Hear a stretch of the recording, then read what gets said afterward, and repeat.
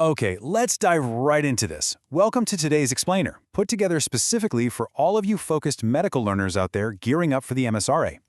We all know the MSRA absolutely loves testing your ability to connect the dots, right? I'm talking about combining clinical presentations with histological subtypes and staging. So today, we're conquering one of the highest yield, most heavily tested topics you're going to face: lung cancer and paraneoplastic syndromes. We're going to map this whole thing out systematically so you can lock these associations in your brain for good. Here's our clinical blueprint for today. First, the core histological divide, then unmasking paraneoplastic syndromes, followed by staging and treatment nuances, some high-yield exam mnemonics, and finally, a rapid recall question challenge. Section 1. The core histological divide. Let's start our journey right at square one. Whenever you're reading a lung cancer vignette, you need to spot this major fork in the road immediately. Seriously, this is the foundational rule of the disease. Lung cancers are broadly split into two massive categories. You've got small cell lung cancer, which makes up about 15% of cases, and then non-small cell lung cancer, making up the vast majority at 85%. That 15 to 85% split, it dictates literally everything that follows, from the weird, non-respiratory symptoms your patient might show up with, all the way down to their definitive treatment. Now, as soon as you see a chest X-ray or a CT report in an exam question, I want you to think about geography. We can actually map these histologies anatomically. Central lesions are typically going to be your small cell lung cancer and squamous cell carcinoma. Peripheral lesions, think adenocarcinoma and large cell carcinoma. This central versus peripheral location is absolutely crucial. It serves as a powerful visual anchor for MSRA questions. Make sure you lock that one in. Section 2. Unmasking paraneoplastic syndromes. Now, what's really interesting here is that examiners absolutely love to trick you by throwing in bizarre, non-respiratory symptoms, but notice how neatly we can map these strange systemic syndromes straight to specific tumor types. Small cell is basically a runaway neuroendocrine factory, right? It gives you SIADH, Cushing syndrome, and Lambert-Eaton myasthenic syndrome. Over in the non-small cell camp, squamous cell brings hypercalcaemia to the table. Adenocarcinoma brings HPOA and trousseau sign, and large cell carcinoma, that can cause gynecomastia. If you just memorize these associations, you've honestly just bought yourself several easy points on exam day. Let's zoom in on a highly tested small cell complication for a second, Lambert-Eaton myasthenic syndrome, or LEMS. The pathology here is just fascinating. The body produces autoantibodies that specifically target presynaptic voltage-gated calcium channels. But clinically, how does that actually look? Well, it presents as proximal muscle weakness. But here is the classic differentiator you have to watch out for. That weakness actually temporarily improves with exercise or repetition, and even absent deep tendon reflexes might temporarily bounce back after exertion. Just quickly running through the key non-small cell mediators now. Squamous cell secretes parathyroid hormone-related peptide, or PTHrP, and this mimics primary hyperparathyroidism perfectly, giving you high calcium, low or suppressed actual PTH, and low phosphate. The patient ends up getting polyuria, polydipsia, and confusion. Meanwhile, adenocarcinoma brings HPOA, that's hypertrophic pulmonary osteoarthropathy, which is symmetrical, painful periosteoitis in the long bones with clubbing. It also brings trousseau sign, which is a migratory superficial thrombophlebitis driven by mucin actually activating the coagulation cascade. Section 3. Staging and treatment nuances.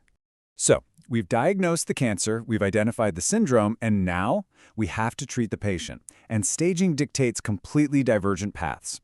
Listen up, because here is a massive exam trap regarding small cell lung cancer that catches students off guard all the time. SCLC is incredibly aggressive. Now, while a very rare, very early stage T1 or T2A with absolutely zero node involvement might get surgery, the exact moment lymph nodes are involved, N1 or higher, surgery has absolutely no role. None whatsoever. At that point, the primary treatment shifts entirely to concurrent chemoradiotherapy. So please, do not let them trick you into selecting a lobectomy for limited stage SCLC if those nodes are positive. Let's move on and see how this builds for non-small cell lung cancer management. It's a really logical, step-by-step progression. Step 1, early resectable stage 1 and 2 get primary surgical resection, which is usually a lobectomy. If they aren't medically fit for surgery, we use SAB, which is stereotactic ablative radiotherapy. Step 2, locally advanced stage 3 gets concurrent chemoradiotherapy, followed up by consolidation immunotherapy. And finally, step 3, metastatic stage 4 means we move directly to mandatory molecular profiling before we even think about picking our systemic treatment. And speaking of stage 4, That mandatory molecular profiling is absolutely brilliant because it perfectly matches specific mutations to the first-line targeted therapies. Check this out. If the tumor is EGFR mutation positive, your first-line choice is osimertinib. If there's an ALK translocation, you're reaching for alectinib or brigatinib. And hey, if they don't have driver mutations, but they do have high PD-L1 expression, meaning 50% or more, you go straight with first-line pembrolizumab monotherapy. Section 4. High-Yield Exam Mnemonics. It's time to bust out our exam survival toolkit with some high-yield mnemonics to guarantee rapid recall when you're under pressure. First up is small cell lung cancer. Just remember the letters SCLC. S stands for SIADH, the ectopic ACTH. C is for Cushing's, the ectopic ACTH, giving you that hypokalemic alkalosis and rapid central obesity. L is for LEMS, those anti-VGCC antibodies. And the final C reminds us of its central location and its origin from APUD cells, which are neuroendocrine cells. Simple, clean, and totally unforgettable. For squamous cell carcinoma, just remember PCS. P is for PTHrP, which is driving that severe hypercalcaemia. C is for the classic cavitating central lesion you'll be spotting on the chest X-ray. And S stands for smoking-related, which points you straight back to squamous. Section 5. Rapid Recall Question Challenge. Okay, you've got the knowledge, you've got the mnemonics. Let's accelerate the pace a bit and run through some flashcard-style clinical vignettes straight from the source material. Ready? Question 1. You're presented with an elderly smoker who has profound confusion. Labs show a dangerously low plasma sodium of 118 millimoles per liter and low serum osmolality. What histological subtype of lung cancer is responsible for this ectopic presentation? And the answer is small cell lung cancer. That euvolemic hyponatremia is classic SIADH, driven by ectopic ADH secretion. That unbreakable link points right to the S in our SCLC mnemonic. Question 2. A smoker presents with a central cavitating lung mass on their X-ray. They're suffering from severe constipation and polyuria. The labs show high serum calcium, but a completely suppressed serum PTH. Which biochemical mediator is the tumor secreting here? The answer is parathyroid hormone-related peptide, or PTHrP. Remember the stones, bones, groans, and psychiatric overtones of hypercalcaemia?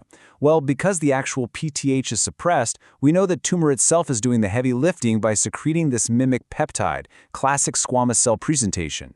Final question, rapid fire. A male patient is found to have a peripheral, poorly differentiated lung carcinoma.